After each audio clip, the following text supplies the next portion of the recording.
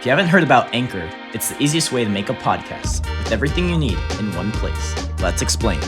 Anchor has tools to record and edit your podcast straight from your phone and computer. When hosting on Anchor, you can distribute your podcast on listening platforms such as Spotify, Apple Podcasts, and much more. It's everything you need to make a podcast all in one place. And best of all, Anchor's totally free. Hi, and welcome back to the Raw Regions Podcast. I'm your host, Jason Steele. I'm here with my other host, Mikhail Petrilli. Howdy, everybody. And we have another wonderful guest, Mikhail's professor. Another one, guys. Another one. Yeah. All right. Would you like to introduce yourself? Sure. I'm Rob Robinson. I teach politics at Cal State Fullerton. I teach a number of things, but I focus on the Supreme Court, Bill of Rights, Constitution. Okay. Nice. Very fun. You have any previous occupations that you did? Waited tables for 7 years because grad school took a little longer than it ought to have. I was in a fun college town. Things got delayed a bit that way. Oh, okay. I've worked the assembly line on a night shift making alternators.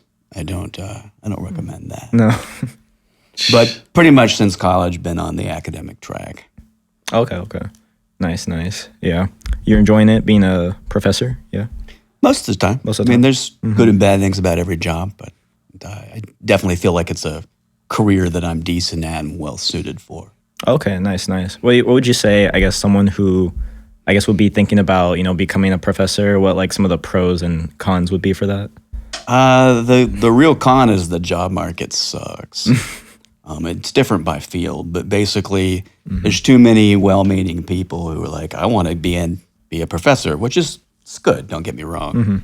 But then there's not enough jobs for everybody. So you got a lot of people chasing not enough jobs, which means you end up being a part-time professor or don't have like a stable living or don't make enough money, especially in a high-cost area like California. So I think it's more the kind of thing you have to be really sure you want to do it. The pros is that you have a fair amount of autonomy over your time and what you work on. I don't have to be in the office from 9 to 5 every single day. I can work at home, do whatever. I can do research I want to do. I can teach how I want to teach within limits. So that's pretty nice. I might be pretty tough for me to go back to a 9 to 5 type of environment. Okay. For sure. Nice. Yeah, so I think, I don't know if you mentioned it earlier, but you are a father? I am. Yeah? Nice. I have 2 kids over at Valencia High School. Oh, okay. Down off by campus. By campus? Okay. In the Yorba Linda kind of area? So it's the Yorba Linda Placentia Unified School District. Oh, okay. Nice. How are they? How are my children? Yes. Oh, they're great. They're great? Oh, yeah. No complaints? None. They're great kids. Better than I deserve, to be Yeah. honest. Yeah. Okay, that's nice. Given how I treated my own father. So Okay, perfect. You always grew up in the SoCal area or somewhere else? No, so my dad grew up out here. He moved around La Habra, ended up in Laguna Beach. But because of his job, I actually was born out in East Tennessee, which is kind of different from SoCal. Very. So I bounced around a bit, but I lived more of my life in the American South than anything else. My job before this was actually in Alabama. State legislature of Alabama is not a great boss, though. I got 1 raise in 7 years. Wow. And so when California came out of the recession and started hiring, I took a job out here figuring a union job with a pension was kind of a rare thing. And, there are some downsides to that, obviously, too, but getting a raise almost every year is nice. So, Okay. and also more opportunities for my wife. Oh, sorry. Was this before or after you had a family when you moved here? I moved here with a family. Oh. So I came to California in 2015. Ooh, okay. So my kids were young. They were still grade school. So Okay. Nice. What would you say is probably the bigger, more noticeable differences between life here in California versus out in the South? Honestly, it's demographics. The South is it's changing, but for the most part, the South is very white and black. Okay. And California, at least Orange County, is different mix. And so the various the the variety of people, foods, things to do, communities is just a lot more diverse, whereas the South is pretty traditional in that sense. So that was a big change. Weather, obviously, choice of natural disasters went from tornadoes to earthquakes and wildfires. It's actually funny. Yorba feels like a Birmingham, Alabama suburb. Really? Sometimes. Yes.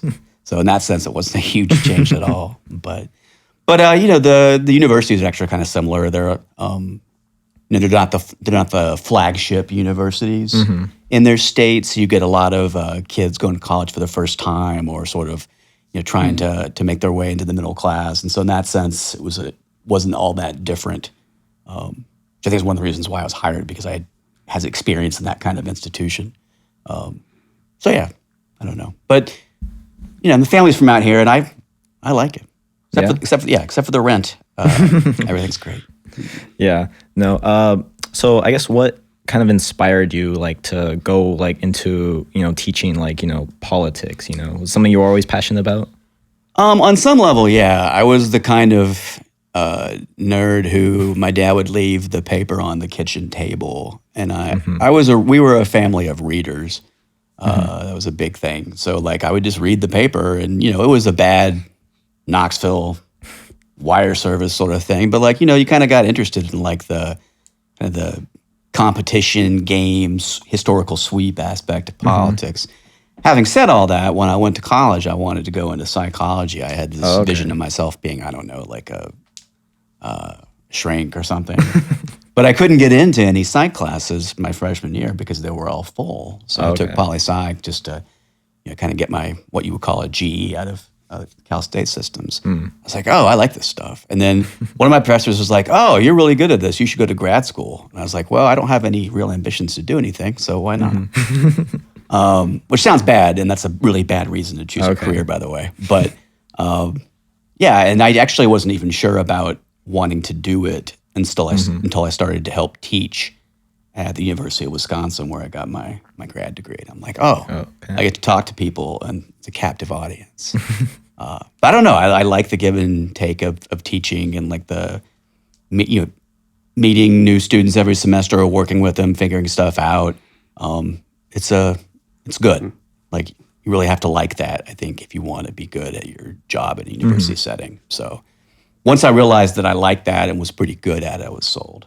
Okay, nice. So I guess your particular field of politics, it focuses more on the the Supreme Court, the Bill of Rights, constitutional law, stuff like that. Yeah, that's correct. Yeah. So what would you say is something, I guess what are your thoughts on the state of the Supreme Court and how they play into, I guess, America life, You mean in general, or the past year or two?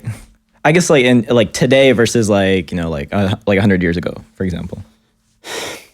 I mean, in some ways, the court is being more like it usually is, which is to say, a lot of people think of the Supreme Court and they think of the 1960s and the Warren Court, Brown versus Board. That's the 50s, I know. But they think of this court as being kind of a force for progress. But for most of the court's history, it's actually been more of a small c conservative institution. And I think it's kind of fitting that role now. As far as recently, I think the court has two problems. One, they're passing a lot of decisions that people actually notice, which is not always the case with the Supreme Court, and don't think are popular. And then I think, to some extent, some of the ethics news that's come out of the past 6 months has painted them in a bad light. So I think there's two separate challenges for the court there. And I think there's a long history of political science professors teaching their students that the court, to quote Alexander Hamilton, to paraphrase him, I guess, doesn't have money and doesn't have guns. It's just, and if people don't think the court is legitimate, they're just 9 old people in a nice building. And so they really have to worry about that, I think, more than the other institutions, because they have no elections to validate their positions. And now, obviously, if you get to a point where the court's being ignored, things have gotten pretty bad. But I think this court, more so than most, doesn't care as much. One of the liberal podcasts that I listen to sometimes, liberal legal podcast, refers to this as the YOLO court. The YOLO court. Yeah, because they're just we have a strong majority and we're going to change some stuff. And I think that works because it's hard to push back against the court. You can't appoint people easily. You can't amend the Constitution really without extraordinary changes in society. But there could be a point at which people push back. I think the biggest danger for the Supreme Court, if I'm not getting too far off point with this, is to take the Democratic Party and make the Democratic Party more willing to engage in some kind of radical change at a point where they regain enough power to do so. That might be a while with the Senate, but I think there's always been a fair number of people who kind of like, let's not change the institution just because we're mad about Roe versus Wade or something. But the more the court is seen as being maybe out of touch with the majority and or untouchable in an ethics sense, I think the more you're likely to radicalize even kind of moderate Democrats to want those changes. And that's, by the way, that is not, it's unusual in recent history, but it's actually a fairly common dynamic in the 19th century. Are you familiar with the term circuit courts? Yeah, the circuit courts, yeah. So the U.S. Courts of Appeals. So in early America, there was no appeals courts. Oh, okay. There were trial courts and there was a Supreme Court. And one of the things that Congress would do when they were pissed off at the Supreme Court for whatever reason, they'd make them ride the circuit. So they'd have to travel in wagons and such around various parts of whatever their circuit was and hear cases and stay at bad inns and sleep in wagons. And, they despised it. But it was a way of like pushing back against. So there's actually a fair amount of history of Congress checking the court or showing its disapproval or whatever. I just think we've gotten used to a more stable equilibrium where nothing like that happens, but also the court doesn't overdo it, if that makes sense, doesn't push too far too fast. So I'm not wild about living in an era where someone says, well, now we have 25 Supreme Court justices. But I think that kind of pressure being put is actually, in the longer view, is a pretty normal part of checks and balances. Whether it's a good idea is a different question. Yeah. So you mentioned a little bit of like a Roe versus Wade. Do you think that was I guess a good like litmus test to see like what this court is like willing to do, and I guess like overturning established law, something that was like precedent for like 50 years in this country, and I guess like what are your further like thoughts about that, like overturning? Well, I mean, one reason this court exists at all was because in the 1970s, conservatives decided that they had gotten their asses kicked in the 1960s and that they needed organization and money to kind of push their own cases and, hire their own, get their own set of talks and whatever. So things like the Federalist Society, for example. And so one of the key points of the conservative legal movement has been overturning Roe versus Wade, right? So really, as soon as you get enough conservatives on the court that are really conservative in that sense, so not moderate on the social issues like O'Connor or Kennedy was, I think it was a done deal. Like that's why they're there. They're there to overturn precedents that the conservatives think are wrong or wrongly decided. I think one of the problems for the court here is that Roe is one of the few cases that people are actually going to be able to pay attention to. Like the court's done some interesting, important, radical, it depends on your point of view, changes in things like the free exercise clause or the establishment clause. But most people don't notice those things. Right. But when your state just bans abortion, you're going to notice. We saw that, I think, in the last midterms. Right. So I think the court, I don't know if they underestimated the amount of backlash, didn't care. I will say I think it's different for different justices. I think Justice Roberts, for example, cares about what people think about the court. I don't think Justice Thomas cares at all. So maybe I shouldn't speak of the majority as a unified body. Yeah. I would say that something like, I have also like heard there's like, I guess the general public thought that the overturning of Roe versus Wade, I don't think it was like a lot, but it was like a decent chunk thought that the overturning just like straight up banned abortion. They didn't like realize, this is like also like, it's it's reverting power back to the states, you know? Sure. Yeah. No, I mean, what people don't understand about politics could fill a lot of things, right? I remember people, I don't know how old any of you were, if you were paying attention to politics, but when the Affordable Care Act for the court, like 20% of Americans had said it was had been overturned before the case was heard. So that's actually pretty normal. And I think, you live in a state where it was made illegal. Maybe you don't Right. understand what's going on. So people not understanding stuff is pretty part and parcel. Because for most people, politics is boring and weird and a necessary evil. And I have to remind myself when I'm teaching my kids in 100, the survey course, that I'm the weirdo and they're the normies. But So having said that, I think the court should have anticipated that there could be a backlash. It would be used to attack them. And I don't know what we take from that. One way to think about that is the court might pull back and be a little more moderate, to use that term. We won't know for a bit because most of the big cases drop like in 2 weeks. Yeah. But I don't think, for example, the court's going to say, oh, you know what, we were going to overturn affirmative action, but now we're not going to. I think that's still going to happen. Okay. Who are your favorite and least favorite justices on the court right now? I guess I'll show my political hand. I really don't like Alito.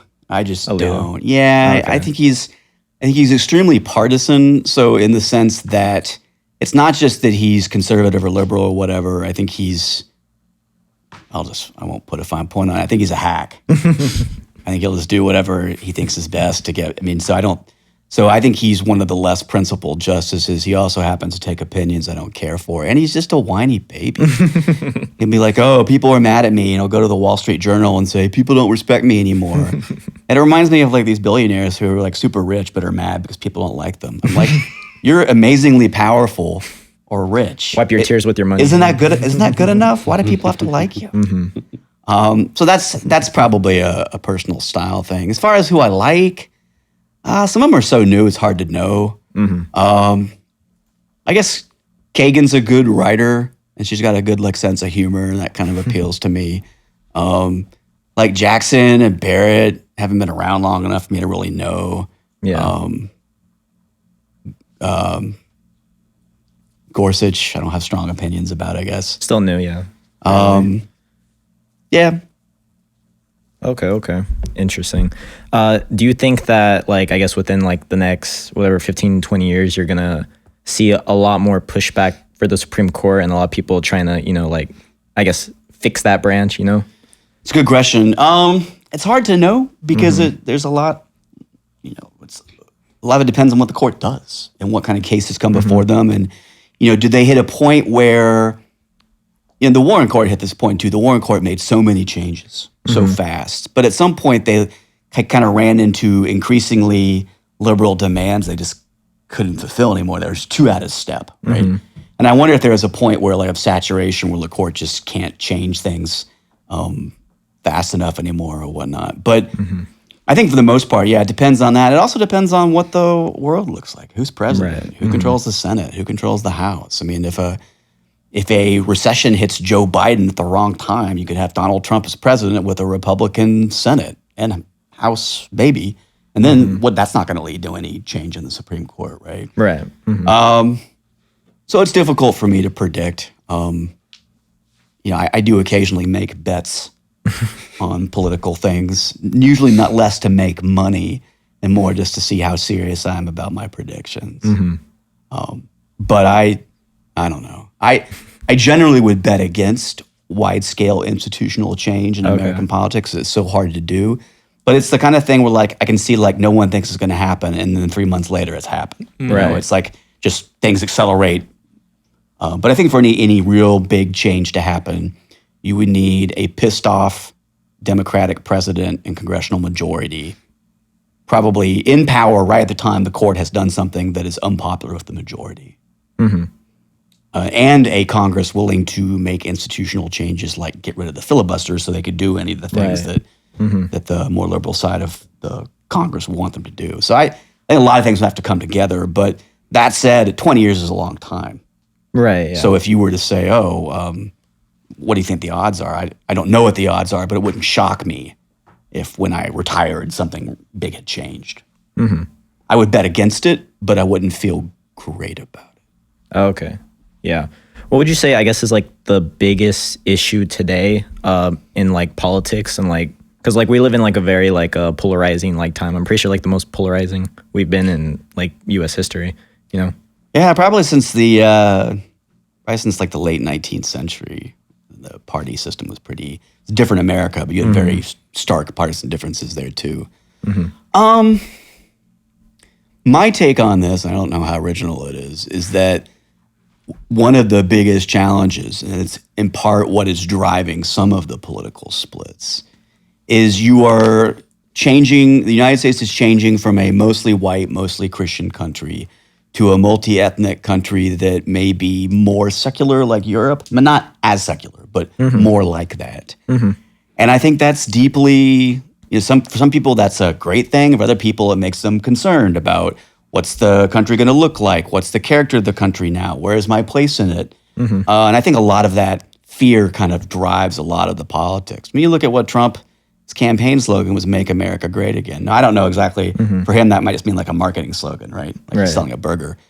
But I think it does appeal to folks who are worried that, this is not the America that they recognize. That's actually one of the things I like about California. I like America attracting talent from all over the world, or being a place where people want to come to get like high-paying jobs or do cool stuff. But I can see why it's concerning to people. Like they're like, well, I hear these languages I don't understand, and this used to be a country that looks like me, and now it's different. I'm not real sympathetic to that because I'm not always a very nice person, but I understand it.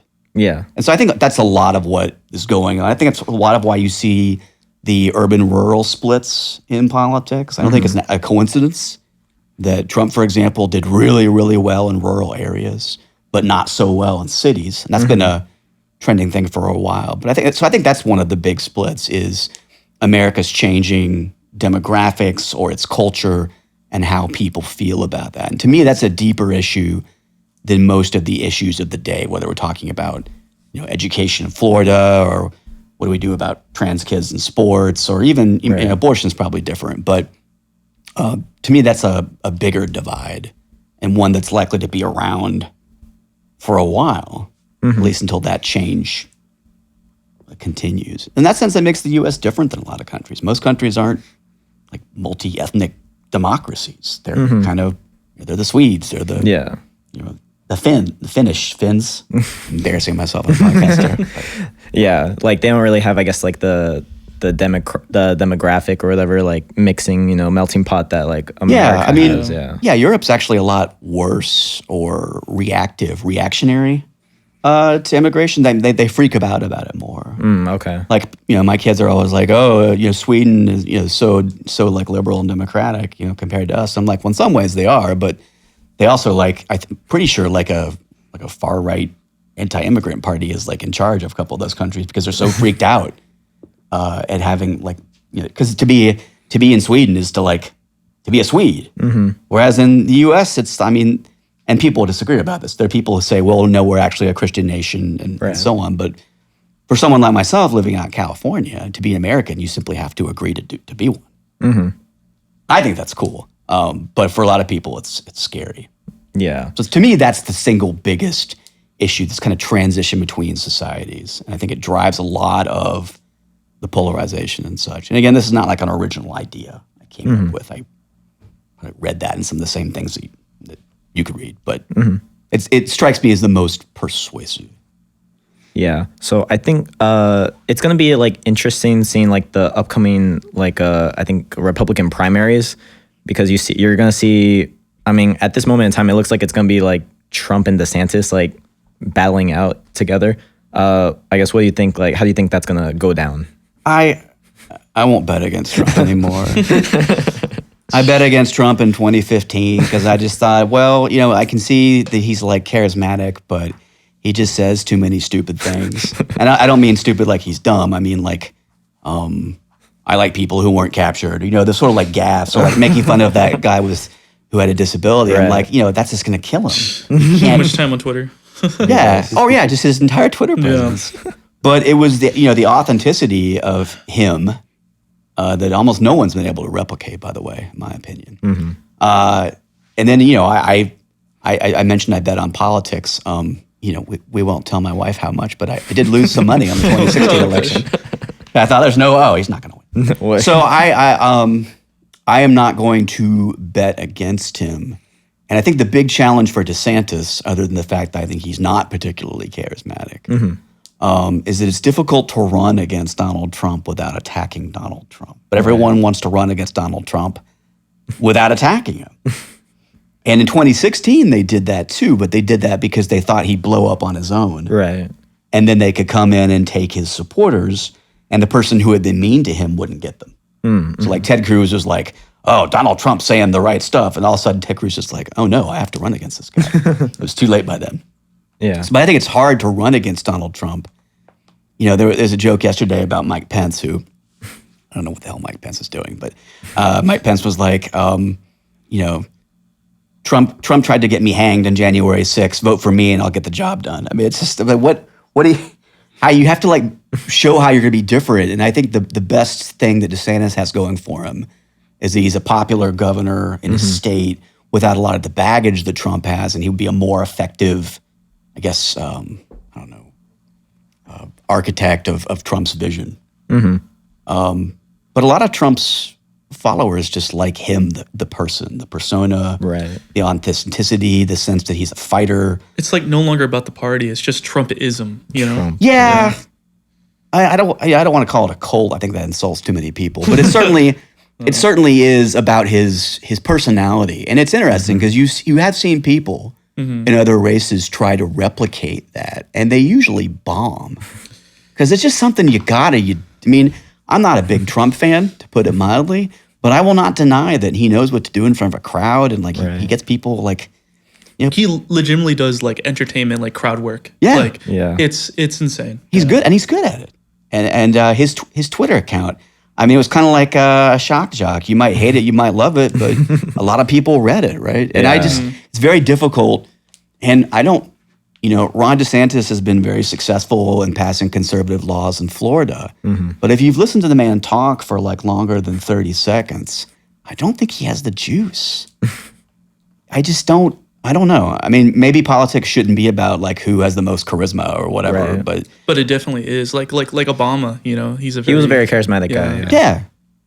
It was tough for McCain was very old. Yeah. Obama was like young, and so I think you're right. So I don't like DeSantis' chances. And ironically, I think Trump getting indicted in the short term is bad for DeSantis. That is a wild thing to say on air, but I think it will. A lot of people will close ranks and say, "Oh, they're going after him."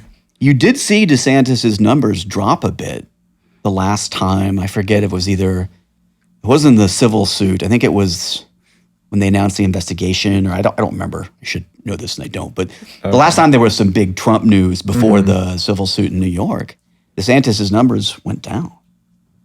I think Trump will actually. There was some talk he'd be indicted like now, right? While we're doing this. It can be one of those things where the podcast is over and we're like, it happens, right? But I think in the show, unless he's actually in jail, I think that'll help him.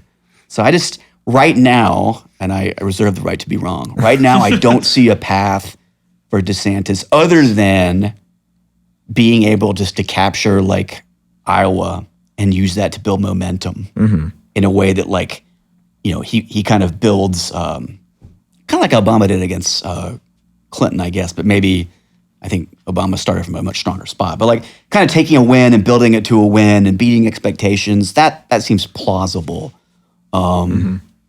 But I don't know. And then of course it's not just DeSantis and Trump. There's a bunch of other people out there going to get 2 or 3%, and I bet most of those people are non-Trump. Yeah. Right. So every time someone, I don't know what Chris Christie's doing, I don't know what Mike Pence is doing, but every vote they get is probably a vote that DeSantis is not getting. Right? Yeah. People who like Trump are going to vote for Trump. They're not going to compare Trump to Nikki Haley and go, oh well, I'm going to go Nikki Haley. So I think every time someone comes in, that's a little slice of vote that DeSantis is not getting. So I don't like his chances. I'm wrong a lot, so you can put that on the editing. But Yeah. No. I feel like and like an indictment would be. I think that'd be good for Trump in the primaries, but once you get to I think like the actual like election, I don't think his chances like look good against like someone running like Biden. I think that's correct. I think there are Republican nominees. I don't know, but someone like Tim Scott, I think would give Biden a lot of trouble. Because I think Biden is old. This is a complaint that I make in my classes. I don't think Biden is I don't think he's in Dianne Feinstein territory. I think he's reasonably competent and whatever. But I think it's as my wife said, I think in 2020, can't we get anybody under 70 to run for president? And I kind of agree with that. It's nice to have someone like, both Obama and George W. Bush were relatively young, and I think that helped them. But so, yeah, Trump is probably Biden's best bet to be reelected. And I think I'm with you. I don't think stuff Trump's going to do is going to play as well in the general.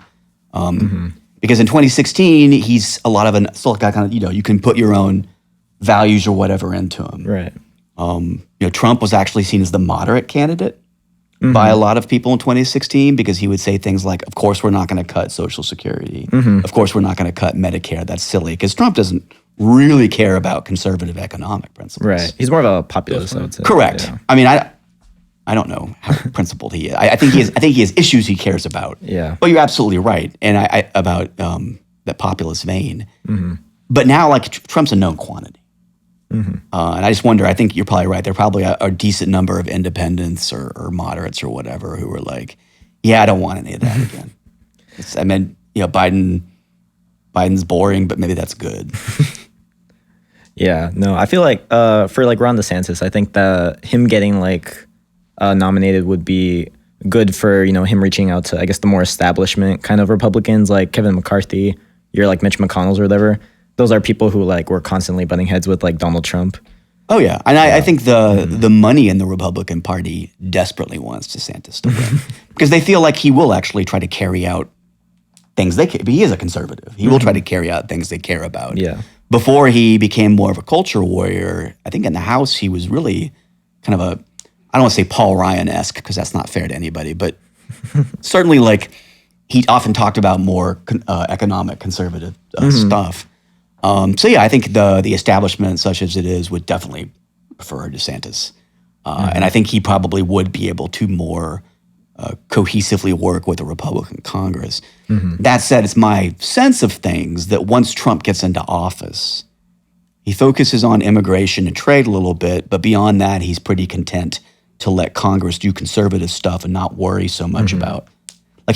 If Trump comes out of the gate in 2016 with an infrastructure bill, I think the Democrats are worried because they're like, oh no, this guy could really bring in a lot of people in the middle. Right. Instead, Trump starts doing more he does some of his immigration stuff, but he never really, to me, he didn't govern like a populist enough. But I agree with you that DeSantis would be a cleaner fit with the McConnells, the McCarthys of the world, and they would have more of a coherent, whatever they want to do, they'd have a more coherent plan. Right, yeah.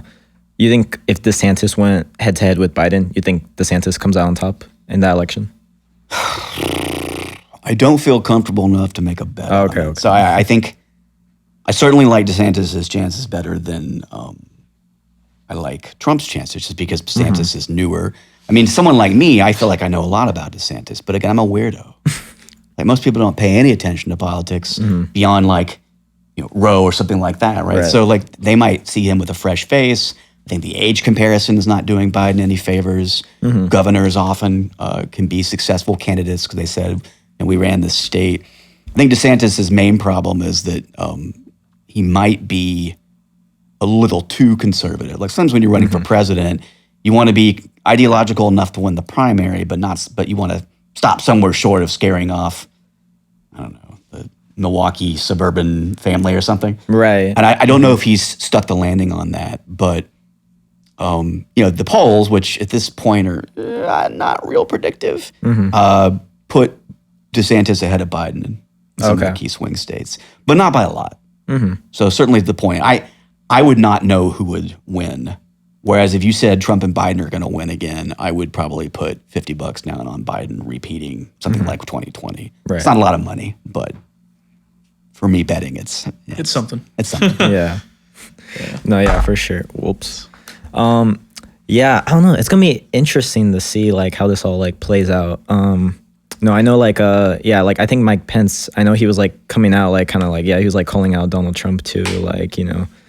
It's like it's crazy. Like he worked with that guy for 4 years and now it's just But he said he didn't want him to get indicted. Like I don't really understand. I mean, I don't know. my problem with Mike Pence is I don't think he has any self-respect. I'm like that's my problem with Ted Cruz. Like if someone attacks my wife, I think I would have a grudge against them Right. longer. Now maybe that's why they're good in politics because they're willing to like do what needs to be done and not let their emotions govern them. But I did see Chris Christie, who I don't know, I'm not sure what he's doing in the race, but he came out and basically said the Trumps are all a bunch of grifters. Like you guys are mad about Hunter Biden. Hunter Biden and Ivanka Trump are the same person.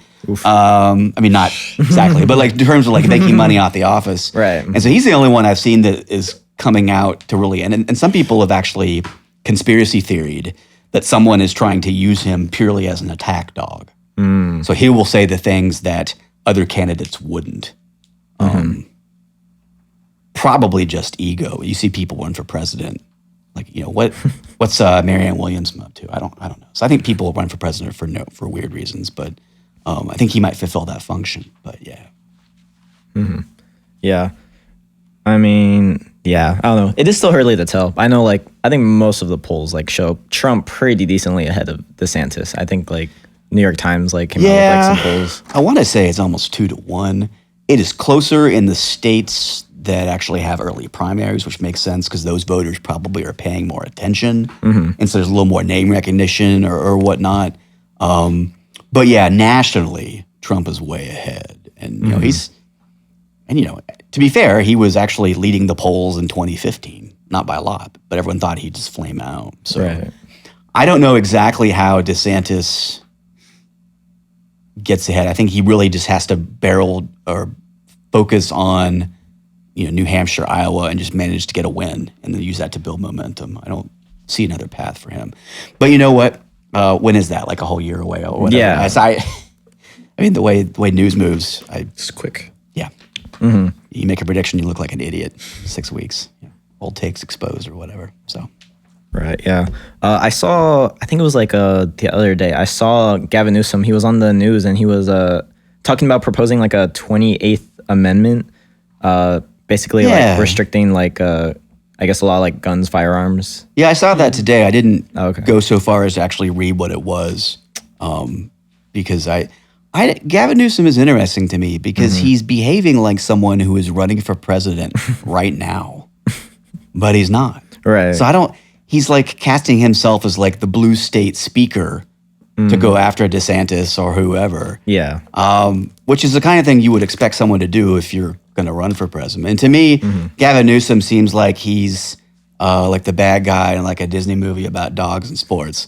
I don't see him being presidential material either. Okay. And I just think it's tough to run from California. I think it's much easier to run from Colorado or Pennsylvania or even Illinois, or Michigan with a Whitmer. I think those all have better chances of winning a primary. But yeah, he seems to relish this role. It's like I'm gonna be the attack dog. I'm gonna go after. I'm gonna propose things, which I assume 28th Amendment like allows states to ban or regulate guns. Yeah, it included things like I guess like making it so you can't buy a handgun until you're 21. Like assault weapons, like they're banned. You can't buy them at all. Like I guess like mandating like a certain like waiting period, you know, before like you get a firearm. So it would basically like take existing gun control But, like- regulations and make them de facto constitutional. Is that? Basically, yeah. Yeah. I mean, I'm a big critic of our constitutional amendment process because I think it's basically impossible to use. There should be a sweet spot between California, we can just amend it with, 50% and a vote. But I mean, 2/3 of Congress, 3/4 of the states Yeah. is a tall bar for anything. So, yes, I kind of wondered what Newsom's plan is. Maybe he's trying to make himself the front runner for 2028. Yeah. That's one possibility. I still don't like his chances because I think, in general, it's hard to run. Historically, it's been hard to run from the more liberal states and convince people you'll be a good general election candidate. It's like when Dukakis or somebody would run from Massachusetts, and they would Massachusetts liberal, and it doesn't seem to work the same for Republicans, but it's a real thing. So I would personally want to back someone like Polis or Whitmer or someone from like a purple state instead if I was a Democratic primary voter. Like Amy Klobuchar or something like that. Not her for me, but someone, I don't know, maybe not even that moderate, but moderate appearing. Like voters don't always pick up on like the substance of the policies, but the image matters. And someone who's, I don't know, governor in Michigan or Colorado, I think is just going to have a different image than someone who's governor of California. And Newsom's very well known. He's really rich, the whole French Laundry thing. I just, I just don't know. Like I said, I'm wrong a lot. But I don't see him. But I think maybe he's just positioning himself, what if Joe Biden has a fall and can't run which, is not likely, but not impossible. I mean, I would be curious to look up the actuarial tables and see what the odds are of either Trump or Biden not being alive for the 2024 election. It's not zero. Right. So that sounds kind of grim, but that may be something that people are thinking about. Like, what happens if one of them can't run? I can just step in. Right. So maybe that's his game. But yeah, I don't know. Biden, I don't know. He's gonna be. I think by the time if he got elected, I think in 2024, by the time he would finish his term, I think he'd be 86. Yeah, that sounds about right. That's wild. Yeah, I mean, it is. You can't go to a week on the internet without him falling just on some clip, Well, Crazy. neither him nor Trump. I guess I did see Biden ride a bike, though I think he fell off it. But Yeah, he fell. even recently, I think he was at. Was he? no, speaking- fell again. he tripped over like I forget what it was. Something at the that was somewhat the event probably should have cleared the way for him. But Right. I've also seen Donald Trump try to walk up a ramp. So I don't. Yeah, it'd be nice to have someone a little more vigorous. I think in office. 86 is old. Like I'm a. That's really old, yeah. I'm a big critic. I'm a big critic of whoever is actually running the Feinstein office because I think it's just sort of it's kind of embarrassing. And I know people are like, "Oh, you wouldn't say that if she was a man." Well, yeah, I would. Chuck Grassley. You ever seen his tweets? It would be nice if I don't know. So you took con law, right? I did. I subtly or not so subtly encourage someone to always do a age limit amendment for that exercise because I just feel like it's just I don't know. You want to give time to the younger generations to come in. You have people leave the House of Representatives because the leadership doesn't leave. And I just think you should at some point be willing to turn over the reins. I understand why Democrats don't actually want Biden to step down because they think, and I think this is probably true, that an open seat is a worse race for them. That they do you have a better odds of winning with an incumbent. Yeah. So from a purely like political stance, it makes sense to me. And it's also like it's not obvious who would replace Biden. Like Harris hasn't shown really. I think that she's the heir apparent. Right. So like what a messy primary fight, and so that makes sense to me. But still, just in general, it would be nice to have people be like, play with your grandkids. Go fishing. Like, go play golf. Don't die in office. What a miserable thing. And I don't know. It's like football coaches that can't retire because they're afraid they'll die immediately after, like Paterno or something. But it does bother me. And I do wish that, I don't know. But then, none of the younger candidates were able to beat. I mean, who was it? Biden, Bernie, and Warren at the end? Biden, Bernie, Warren. I mean, you had like was it? I think that might have been at the end. Yeah. So like you had younger people, but they didn't. That's the other thing too. Voters tend to be older, True. Yeah. especially primary voters. So maybe older voters are more comfortable with older politicians. Yeah. And no, I think it is interesting you mentioned the exercise at the class. And one of the, I guess, like amendments was, would you, I guess, like you make it so once you get like, I guess, a certain age, like you can't like run for office. And one of the students, I'm not going to mention her name, but she did like addressed like a really good point. So she was like kind of like I guess like farther left or whatever, like a Bernie supporter, and she mentioned the fact that like okay, yeah, like we can say that, but the candidate like that I align myself like most with politically is Bernie Sanders, you know, and Bernie Sanders is like he's like 80 something I think now, I think or he's almost just- 80. He's not as Yeah. old as Biden, but he's older than Trump, I want to say. Yeah, he's like late 70s, early 80s. But yeah, so if, you know, she was like to like, I guess like, you know, support something like that, she'd be like cutting herself off from like, you know, a candidate that like, you know, she like definitely like agrees with like the most, you know? No, I mean, Yeah. the problem is like any line like that, you're gonna do some injustice to somebody. Right. Like there are definitely people who are 80 and are sharp as a tack and really have not shown a lot of cognitive. I mean, maybe they're not like 100%, but they're like at 90% of a smart person, which is a lot more than plenty of other people in the Senate or House. But then there are people that aren't. And so I mean, I know who you're talking about, and I respect her opinion. Oh but, yeah, she's a really, really smart girl. But I don't know. Serving in the House or the Senate or whatever is not a right. It's not like a title you were passed down from someone. It is a privilege. It is service. And I'm okay with kicking people out at a certain time because I don't think no one's entitled to be in the job. I mean, let some, they were like, oh, just let Strom Thurmond die in office. He was 100 years old. I tell my students that he ran for president in 1948. Jeez. And then died in office in 2001. I'm like, what are we doing? They're just like wheeling him out to vote. I don't think a successful society has the elderly like hold on to power that long.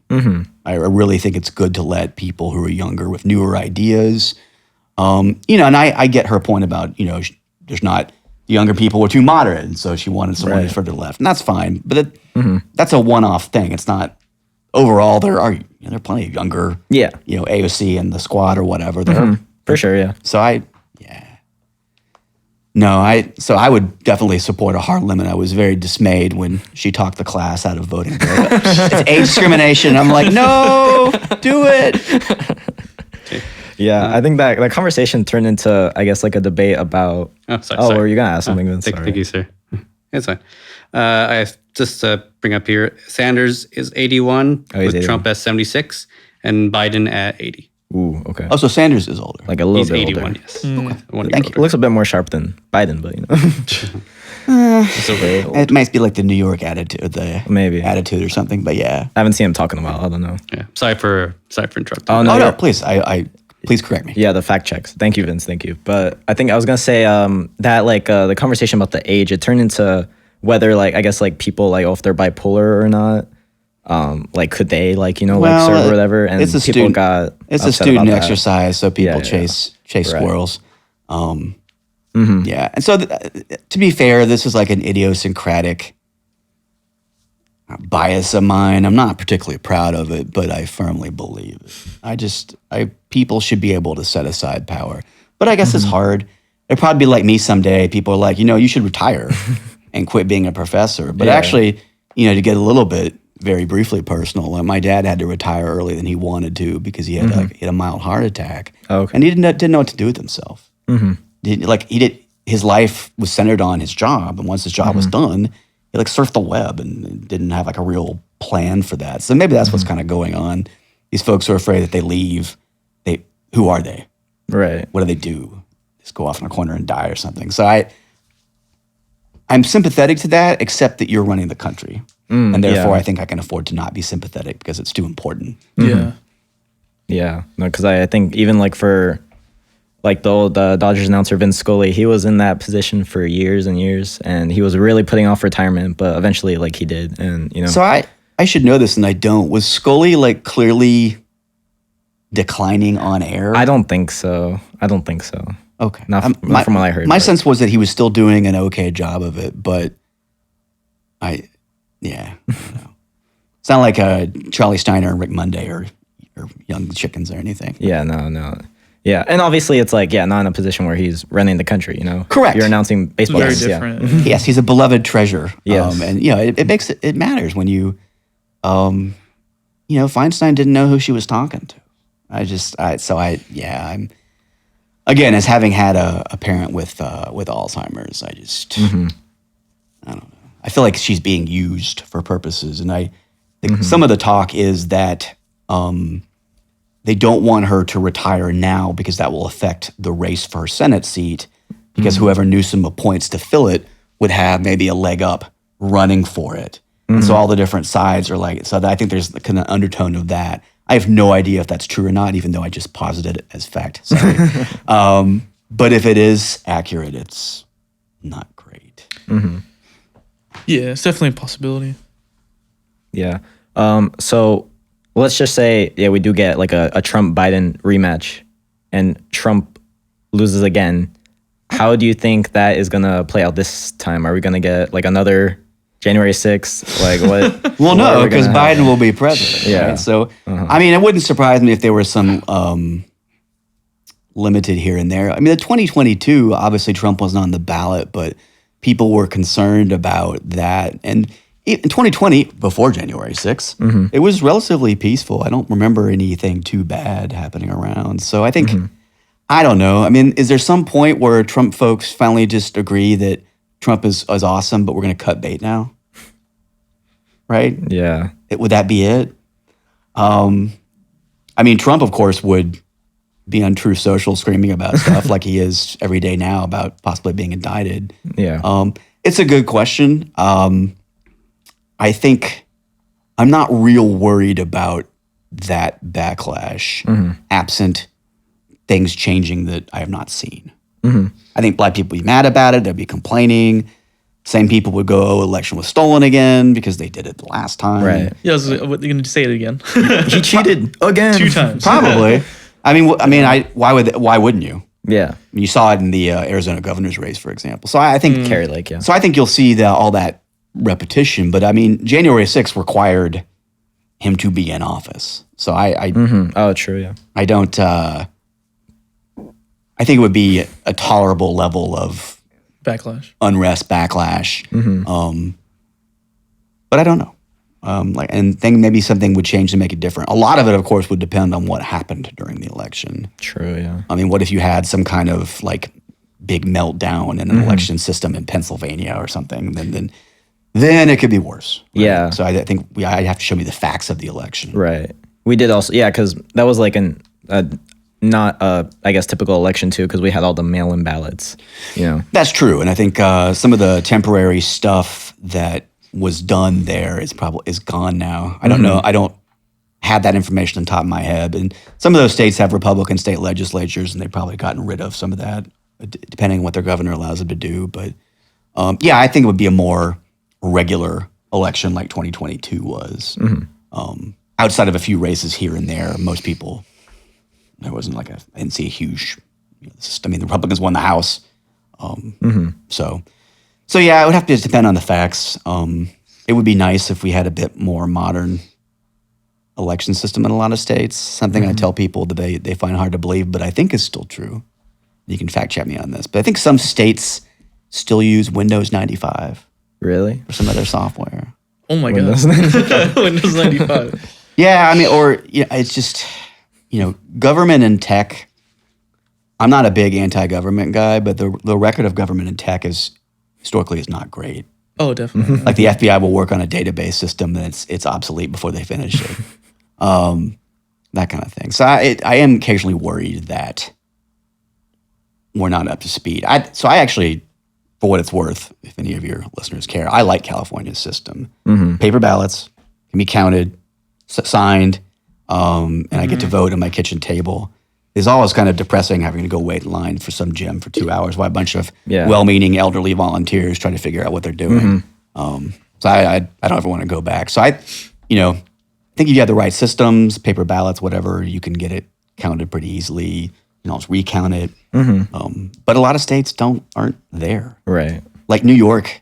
If New York was a red state, it would be constantly attacked for how bad their elections are because they're really bad. Their laws are bad. Their processes are bad. So there's plenty of states that have a lot of, but no one cares because, Trump's going to lose New York by what? 15 points. Right. So. Yeah. No, yeah. forgot what I was gonna say, but so do you think that I guess I think another one of the I guess like bills like in class that some people like wanted to amend was the Electoral College, which it does seem to be becoming something that's like a lot more popular among especially like younger people, you know, like overturning the Electoral College. You know, what do you think about that? So I'd say two things. One is that a lot of people, for most of U.S. history, the Electoral College and the popular vote are the same. And when that happens, most people don't pay any attention to the Electoral College. Right. They don't understand it, don't care about it, but the votes match up and it's all fine. I think two things have happened. One is that you've had this disparity twice in the past 5 elections, and both times it's hurt Democrats in such a way that's made it more of a partisan issue. And I think younger people tend to be more liberal leaning, so that's part of the explanation. So I think the other thing is that it's a hard concept to explain to people. Like one person, one vote is an easy concept to explain. It's an easy argument to make. When people start talking about why we had the Electoral College, it gets complicated pretty quick. It gets jumbled up, yeah, and people don't understand it, especially with the rise of popularity amongst youth. Like I think in around 2014, that idea kind of just like grows. And a lot of times, like people are just like they have reasonable sounding arguments that I think are probably not right. Like you will hear someone say, "Well, I don't want the rural areas to be at the permanent mercy of the larger urban areas." The way, say, that very northern California is basically ignored by the rest of the state. And that would make sense, except at the time the country was created, we're like 90% farmers. They're not, like New York was like 40,000 people or something. Again, I fact check that, I'm sure it's not accurate. Mitch on that. So the country was basically rural. So there's no want to protect rural areas. And so a lot of it, I mean, for most people, process arguments are secondary to results arguments. So a lot of people simply want the Electoral College to be around because it seems to be more likely to keep their candidates in office, and vice versa. Democrats are like, we've won the popular vote 7 of the last 8 elections. Why don't we have a system that reflects our advantage? Right. Now, I think there are principled reasons to support one and to a lesser extent the other, but I think for the most part, most people are kind of like federalism. Most people are hypocrites. It's like, yeah. I mean, because I remember in that class, like everyone, I was the only one who did not vote for it to over. Yeah, like, the electoral college, college is. So I've done this simulation every year since I've been, and then before my old job, and that seems to be the one that always wins. Okay. Since like 2013, there's not no one, but it's usually like 70% of the class wants to get rid of the Electoral College because they don't. It's hard to articulate a good defense of it, and there are some out there that are okay-ish. I mean, I'm not a big fan because I just think it's kind of like the Senate, which is a whole other story. I think we don't need it. It doesn't make sense. We would not, if we founded the United States in 1950, we would not have an Electoral College. I feel very, very comfortable saying that. We made it at a time where there was little communication, where there was little travel. People didn't know who national figures were. They could name George Washington. And after that, today, by contrast, people can name the president. But if I put a gun to everyone's head and said, "Who is your state assembly person?" How many of you are alive when I'm done with that? I'm your state senator. Not me. Yeah, I mean, and that's just, and I say that I forget occasionally, and I teach politics for a living. So we're in a different world, I guess is what I'm saying. So yeah, but ironically, because it is a partisan issue, it's not going to. I mean, I'm not going to amend the Constitution to get rid of it. I think if Bush had lost in 2004 to Kerry would have won Ohio and would have exactly done the opposite of what happened to Bush in 2000. Kerry would have lost the popular vote, but he would have won the Electoral College vote. And if you have back-to-back, each party has taken a hit from the system, that might have led to change. Okay. But if it's a polarized country and one side thinks they benefit from it, of course they're not going to change. It'd be like saying, well, my party is going to stop gerrymandering even if yours doesn't. That's a tough sell, man. Especially when you're putting a process argument above like the laws you want to see get passed. So there is this interstate compact thing. Are you familiar with that? A little bit. I think you did go over it in class. Yeah. So if I'm not mistaken. Yeah. Yeah. So there are a number of states who basically say if a majority of states or a majority of electoral college votes attached to states agree with this, it goes into effect. And it basically just says we give our electoral votes to the popular vote winner, which states can do. California could give its electoral votes based on the winner of the USC UCLA football game. I wouldn't do that because UCLA hasn't been good for a long time. But there's nothing in the Constitution that says you have to have like a vote in that sense. But the problem is that's a blue state thing, and so I don't know if you're going to get to enough votes, and it would be taken to court right away. And I don't. And the Supreme Court might say it's unconstitutional. Right. Yeah. You think other like countries, they have like better electoral processes in the United States? Well, I mean, they're different. I mean, right. We are one of the defenses of the Electoral College is it requires you to win in a variety of different places. My biggest complaint with it is that it privileges purple states over red and blue states. Like if you're a Republican in California, what's your vote worth? If you're a Democrat in Alabama, what's your vote worth? And to me, it would be nice, for example, for a Republican to come out to the more Republican parts of California, or a Democrat to go to like the Black Belt in Alabama and try to get votes out in various places. I think it's a tough sell to tell people, well, your vote's not going to matter because Biden's going to win California by 5 million votes, but go vote anyway. Be a good citizen.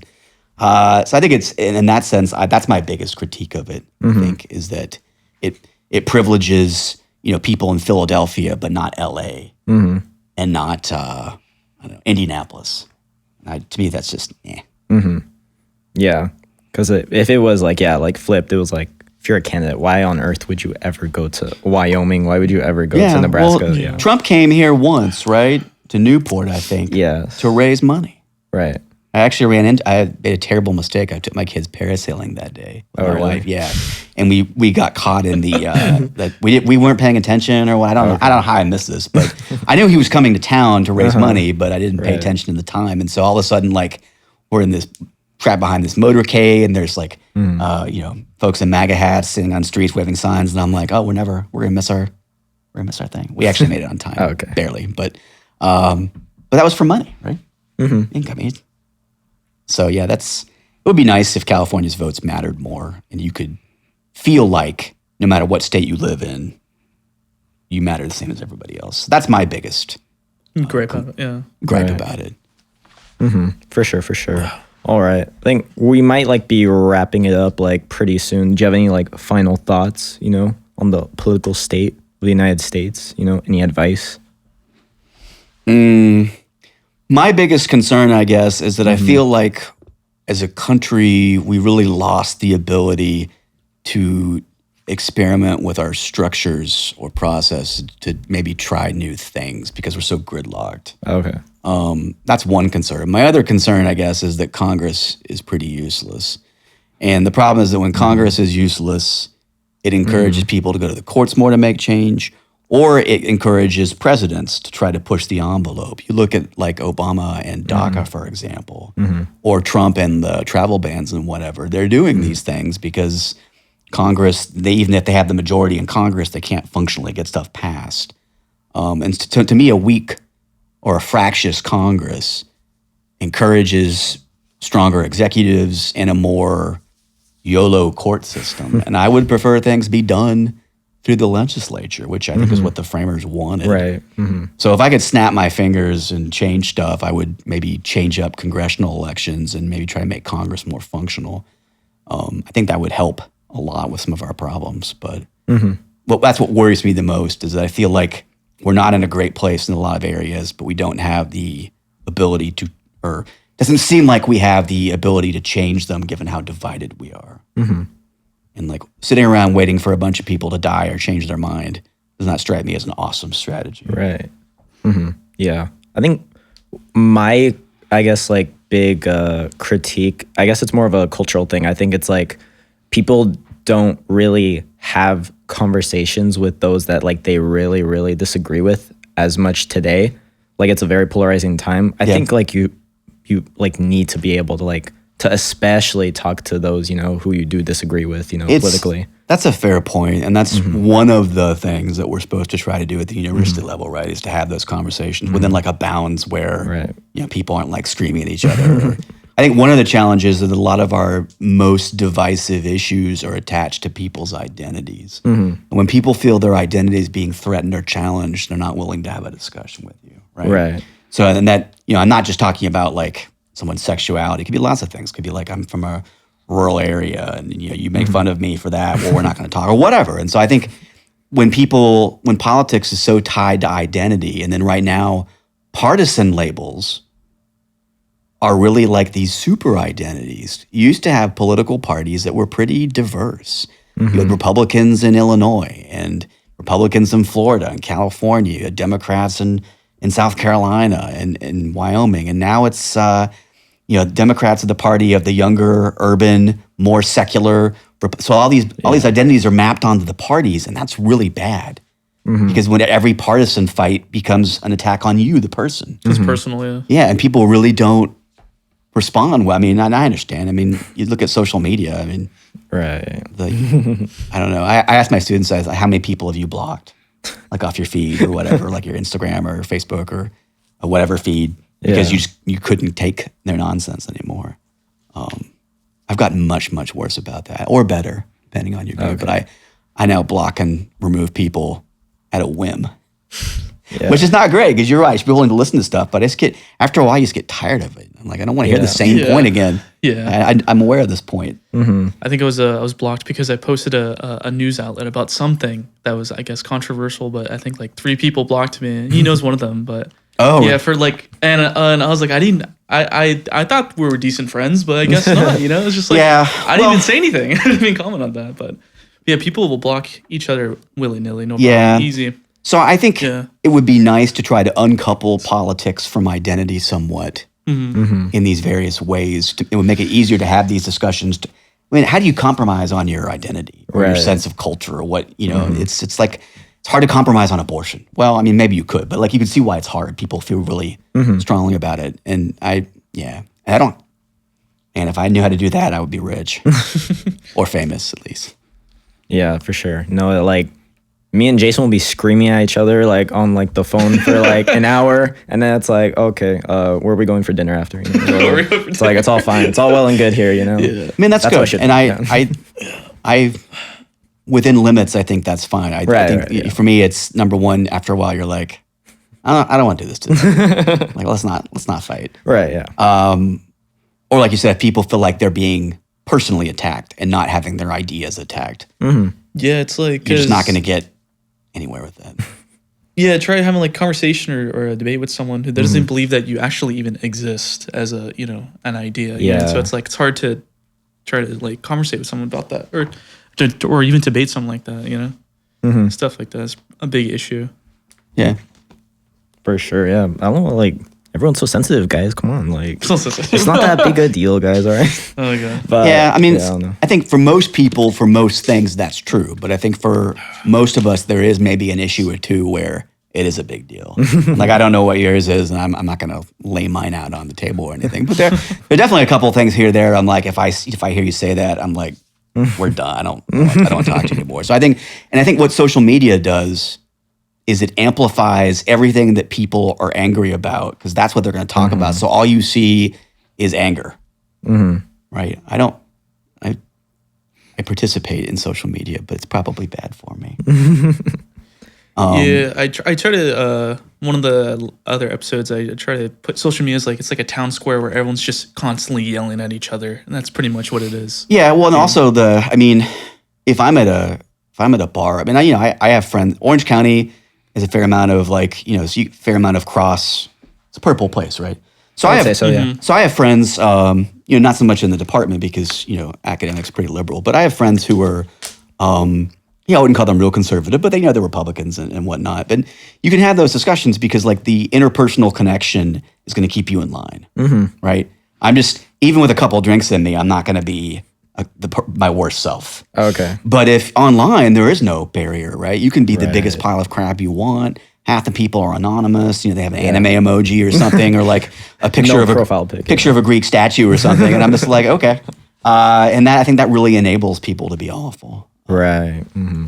So Yeah, there's no consequence of like seeing someone's reaction. And like stuff like bullying. I was talking about stuff like bullying is that like you say something online, right? And you dish out an insult or whatever, right? You don't get that person's reaction. Like you say an insult to someone and like their face crunch up, and you feel like, oh wow, like why did I say that? I mean, but you don't see that. You have a few sociopaths here, but, even in teaching, like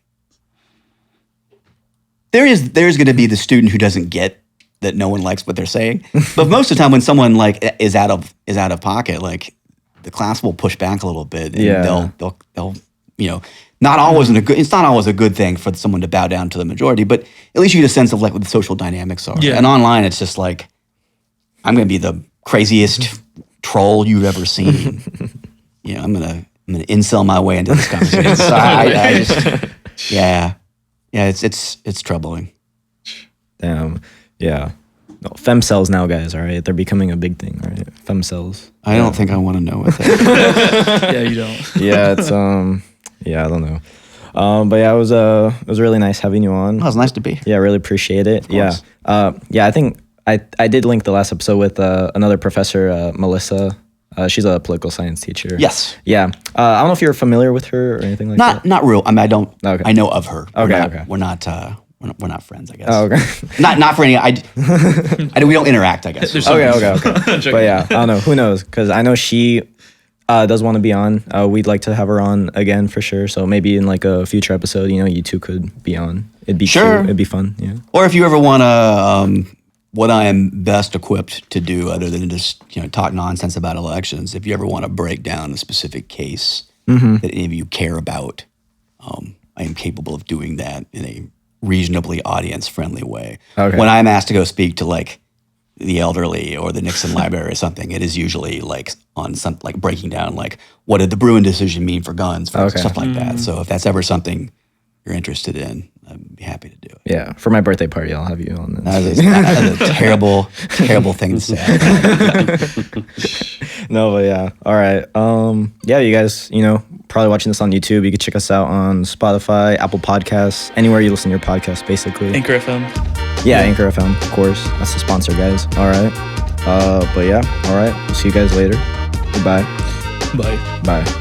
All right. It was very nice. Very nice. Thank you.